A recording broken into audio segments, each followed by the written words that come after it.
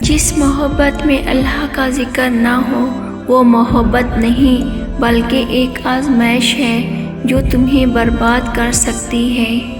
محبت اگر نصیب میں ہو تو وہ خود راستہ بنا لیتی ہے، اور اگر نہ ہو تو ہزار کوشش بھی بیکار چلی جاتی ہے۔ کبھی کبھی اللہ تمہیں وہ نہیں دیتا جو تم چاہتے ہو، کیونکہ وہ تمہیں وہ دینا چاہتا ہے جو تمہارے لیے بہتر ہے۔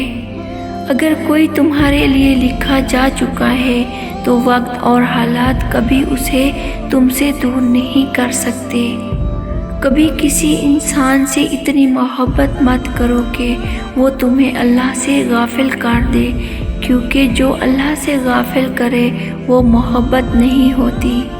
تم جسے دل سے چاہتے ہو اگر وہ تمہارا نہیں بنا تو صبر کرو، کیونکہ اللہ نے تمہارے لیے کچھ اور بہتر لکھا ہے۔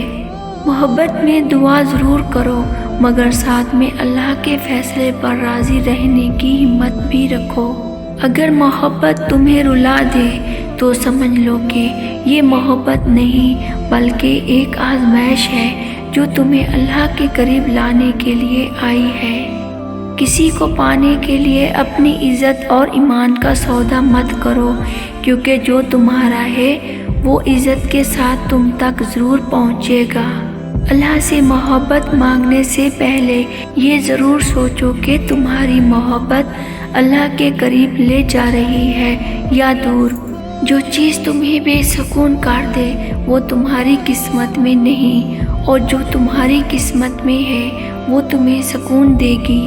محبت میں سب سے بڑی نادانی یہ ہے کہ تم کسی کو چاہنے لگو اور اللہ کو بھول جاؤ۔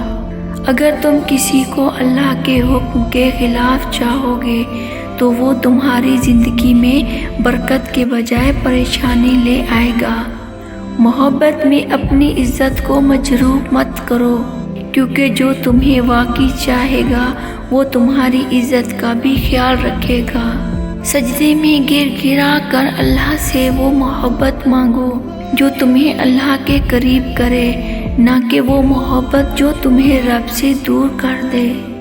اگر تمہاری محبت پاکیزہ ہے تو اللہ تمہارے دل میں صبر بھی اتار دے گا، کیونکہ وہ اپنے نیک بندوں کو بے سکون نہیں رکھتا۔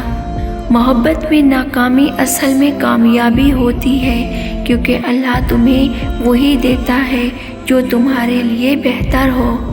جو تمہارے لیے پیدا کیا گیا ہے وہ خود چل کر تمہاری زندگی میں آئے گا، اس کے لیے بھیک مانگنے کی ضرورت نہیں۔ تم جسے بھی چاہو اللہ کے حوالے کر دو، اگر وہ تمہارا نصیب ہے تو لوٹ کر ضرور آئے گا۔